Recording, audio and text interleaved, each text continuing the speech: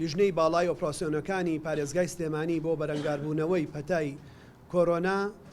بە هیممەت و هەوڵی هەموو ئەو فەرمانگە و کەرتی تایبەتی نیشتیمانی لە پارێزگاکەمان کۆبووینەوە. خاڵی سەرەکی ئەم کۆبوونەوەیمان بۆ ڕاگەیاندنی سیستەمی هۆدلاینە هێڵێکی گەرمە تایبەت بە کۆرۆنا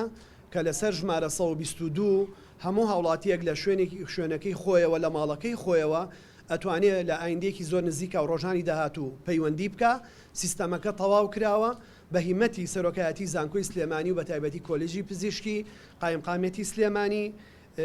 بەڕێوەبەرایەتی گشتی تەندروستی سلێمانی کۆمپانیاکانی پاترێس IQ و کورتێل ئاسیاسێڵ کە هەموو ئەمانە بەیەکەوە لەگەڵ پارێزگای سلێمانیە هەوڵێکی جددیان ناوە ماوەیەکی زۆرە و پشتیوانی وەزارەتی تەندروستی حکوومەتی هەرێمی کوردستان بۆ ئەوەی ئەم پاکێجەی لە سلێمانی کراوە پاکێجی هاوشێوە لە پارێزگاکانی تری هەرێمە کرێوە ئەمە بێ بە سیستەمێکی نیشتیمانی کە لە هەموو هەرێمی کوردستانە لەسەر ژمارە 122 کارەکات هەر پارێزگایەک تایبەت بە خۆی ئەتوانێت ئەو هاوڵاتیە بە ڕێزانە لە ماڵەکانی خۆیانەوە پەیوەندی بەم ژمارەیە بکەن و خوێندکاری سەرکەوتوی کۆلیجی پزیشکی ڕاهێنراون و چەندین پزیشکی زانکۆی سلێمانی و ڕاگرایەتی کۆلیجی پزیشکی و بەڕێوەبەرایەتی گشتی تەندروستی سلێمانی پزیشکە ڕایۆژکارە بە ڕێزەکان سەرپەرشتیانەکەن. هەوڵێکە لە پاڵ ئەو هەوڵانی کە ئەدرێت لایەن حکوومەتی هەرێمی کوردستان وەروەها لایەن ئیدارە خۆجێیەکانەوە بەمبەستی جێبەجێکردنی ڕێوشێنە تەندروستیەکان و مەسەلەی خۆپارێزی و خۆپاراستن بە ئومێدی ئەوەی کە هەموو لایەکمان بتوانین پابەند بین بە جێبەجێکردنی ئەو ڕێوشێنانەوە چونکە ئەوەی کە لێرە ئەکرێ ڕاستەوخۆ کاریگەری لەسەر شارێکی تریژ ئەبێت هەر هاوڵاتیەک هەر ڕێوشێنێکی تەندروستی و خۆپارێزی ئەنجام بات بێگومان کاریگەری ڕاستەوخۆیە بێت لەسەر تەندروستی عام لەسەر تەندروستی هەموو لایەکمان بۆیە ئەمە ئەرکی سەرشانی هەموو لایەکمانەکە بەیەکەوە هەموو ئەو ڕێوشێن و ڕێنمایانە جێبەجێ بکەین و جارێکی تریش داوا لە هاوڵاتیانەکەین تکایان لەیەکەین کە خۆیان بە دوور بگرن لە قەرەباڵغی و هەموو ئەو ڕێوشێنانەی کە ئەگیرێتە بەر دڵنیا بن تەنها لە پێناو پارێزگاریکردن لە تەندروستی و سەلامەتی هەموو لایەکە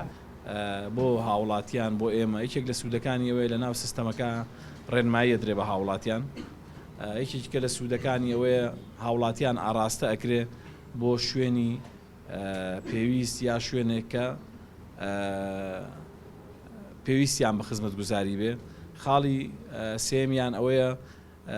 لە داهاتووە کە سیستەمەکە پەرەی پێدرێ نۆرە بۆ هاوڵاتیان دانرێ کە بچنە نەخۆشخانە ئەو شوێنانەی کە پێویستیان پێێتی هەر لێەوە نۆرەکەیان بۆ دانرێ ئەمە ژواکە قەرەباڵغی نەمێنێت لە سەر نەخۆشخانەکان و خاڵی چوارەمیشیان ئامانجە سەرەکیەکە ئێمە نەهاتنە دەرەوەی خەڵکە یان قەرەباڵغی دروستکردن لەسەر جادە و شەقامەکان بۆی بچن سەردانی نەخۆشخانە بکەن. ئەمەش یەکێکی لە سوودەکانی تۆ لە ماڵی خۆت بەبێ بیتە دەرەوە توانی سوود لە هۆدلاینەکە ببینی دوای ژوردەکاریەکەی ئەو بە ڕێزانە باسی یەکەن بەڵام بە شێوەیەکی گشتی ئەمە شتێکی گرنگە بۆ ئێمە و سوودێکی زۆر زۆریە بێ. بە ڕێزان ئەمڕۆ جیهان چوە قۆناغێکی ترەوە وەکو خۆتان ئاگادارن ڕێکخراوی تەندروستی جیهانی ڕایگەیاند کە وەباکە بووە بە وەبایەکی عالەمی و ئیجراعاتەکان لەسەر ئاستی جیهان بە شێوەیەکی کە ئەبێ لەمڕۆ و ئێمەش لە پارێزگای سلێمانی و لە هەرێمی کوردستان بە شێوەیەکی گشتی ڕێکارەکان تونترەکەین بۆیە داوا لە هاوڵاتیانەکەم هاوکارمان بن.